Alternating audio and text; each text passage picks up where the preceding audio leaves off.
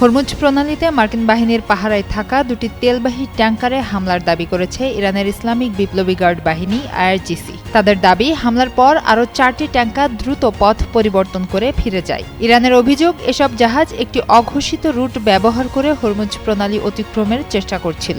অন্যদিকে যুক্তরাষ্ট্র ও ইরান উভয় পক্ষই নিজেদের নিয়ম অমান্যকারী জাহাজে হামলা চালিয়ে যাচ্ছে। ফলে বিশ্বের অন্যতম গুরুত্বপূর্ণ এই নৌপথে জাহাজ চলাচল কার্যত স্থবির হয়ে পড়েছে। এদিকে সংঘাতের প্রভাব পড়েছে বৈশ্বিক জ্বালানি বাজারেও। যুক্তরাষ্ট্রের সাম্প্রতিক হামলার পর আন্তর্জাতিক বাজারে অপরিশোধিত তেলের দাম ব্যারেল প্রতি $90 ছাড়িয়েছে। কুয়েত জানিয়েছে, তারা নিজেদের আকাশসীমায় প্রবেশ করা একটি ইরানি ড্রোন ভূপাতিত করেছে। সুস্থ জীবন, সুন্দর পৃথিবী। একই সময়ে লেবাননে হিজবুল্লাহর অবস্থান লক্ষ্য করে বড় ধরনের হামলা চালিয়েছে ইসরায়েল, যা নতুন করে উত্তেজনা বাড়িয়েছে। এমন পরিস্থিতিতে ক্যাম্প ডেভিডে মন্ত্রিসভার জরুরি বৈঠকে বসেছেন প্রেসিডেন্ট ডোনাল্ড ট্রাম্প।